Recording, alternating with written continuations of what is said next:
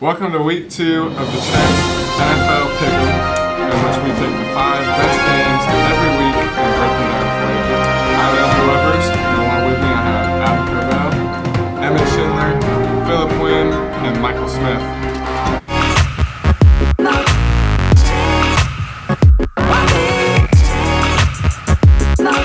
First game is Broncos at Chiefs, and that's the Thursday nighter.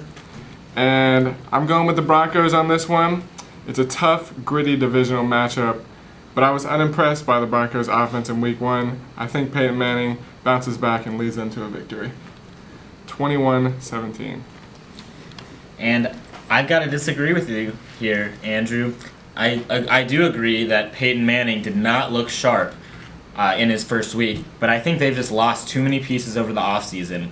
I think Travis Kelce scores 2 touchdowns, Jamal Charles scores the other, and I think it'll be Chiefs 24, Broncos 21. See, I got to agree on Lubs on this one. Week 1 was just a fluke for the Broncos. That's not the Denver team we've always seen, and they're just getting the midst of everything. Peyton Manning will throw 4 touchdowns, 2 to Demaryius Thomas. C.J. Anderson will have at least 100 rushing yards. Week 1 he did not show up, but at the end of that regular season last year, he looked so dominant, and that will come out once again week 2. Broncos 31-27. I personally agree with Adam on this one and believe that the Chiefs will end up taking the win.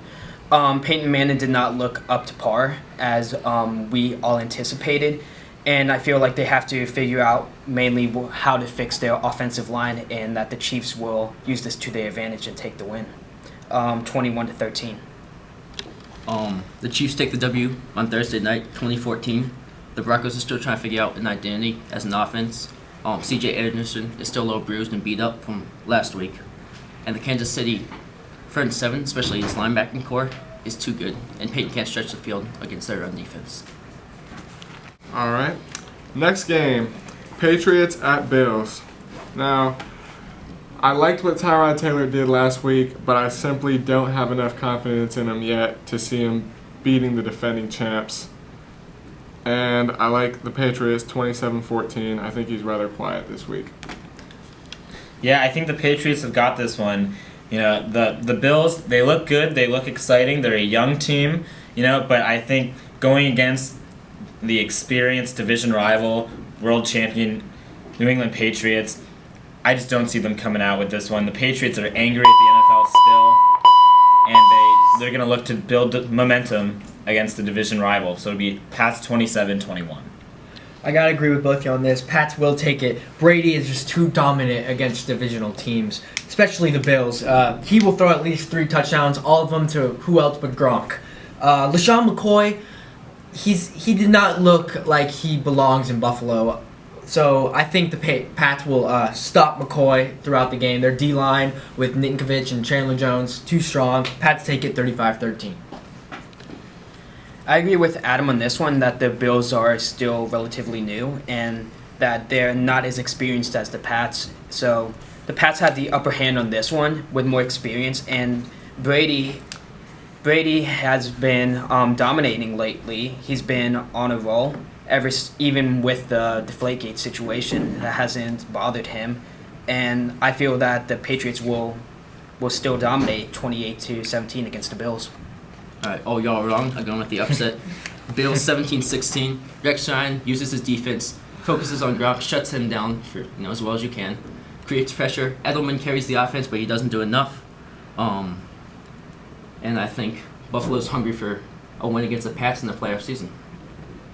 All right, now we turn to the local team, the Atlanta Falcons, taking on the Giants at MetLife Stadium. Well, the Giants, for one thing, absolutely should have won last week. I think this week, Eli Manning, he bounces back, he targets Odell, he has a huge game, and they win at home 24-17. Yeah. Well, I think that the Giants are going to take this one. Both defenses are going to struggle against star receivers Julio Jones and OBJ.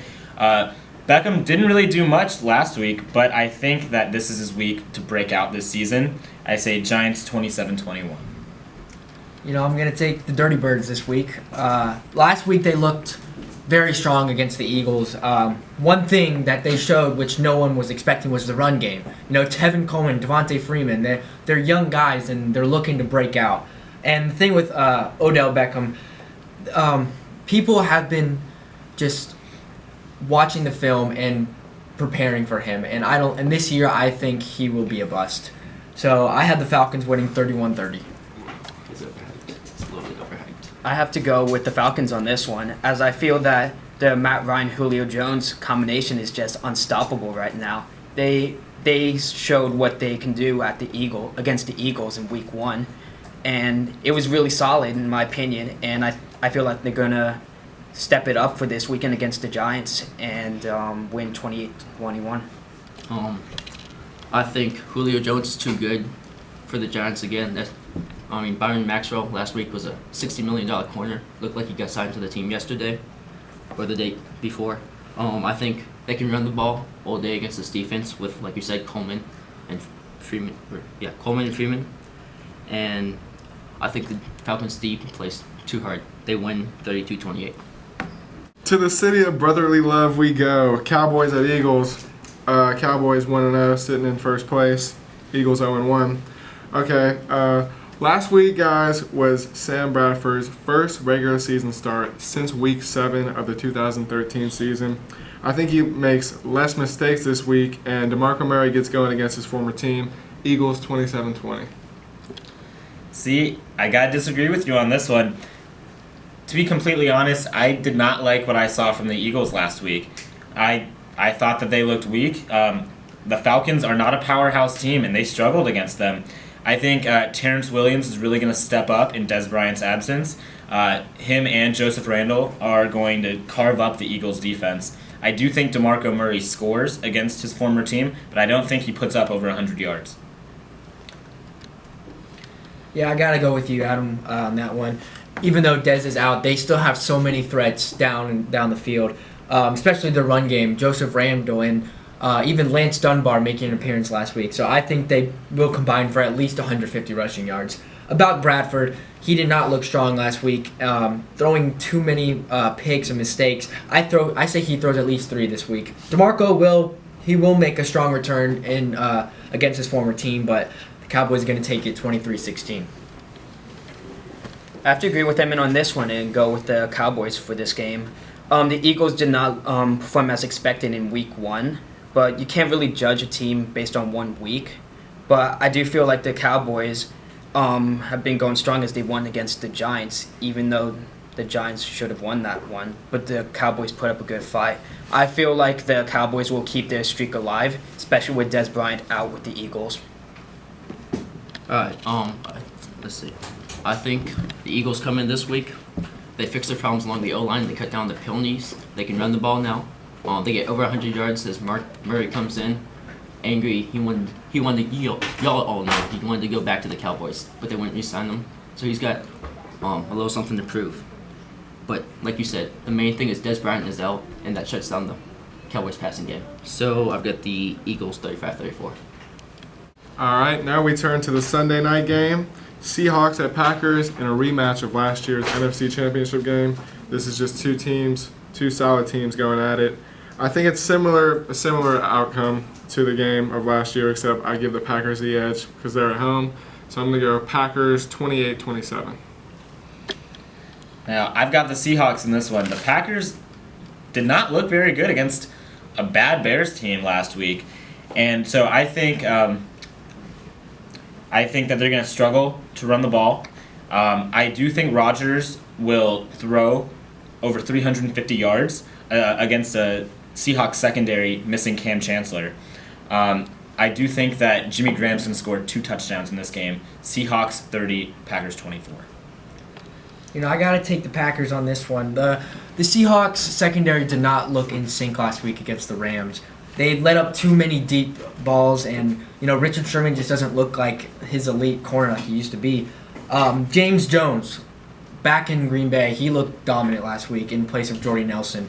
So I think he will have another big week with Aaron Rodgers. Lynch and Lacey will both have humongous games, as these run defenses are very iffy. Russell Wilson will throw 2 touchdowns, both to Jimmy Graham, but I have the Packers 34-31. I have to go with the Packers. I feel after the NFC Championship game collapse in Seattle that they're hungry and they want redemption after that. And Aaron Rodgers will lead them on, and with over 300 yards passing, and it's just gonna be a good game nevertheless. The outcome. Let's see. I think the big X factor in this game is Cam Chancellor. If he doesn't play, you've got a big hole, a star player on your defense that isn't there. And Randall Cobb, I think, takes or embarrasses the Seahawks secondary. Let's see. And yeah, I think Green Bay pulls it out 35-24.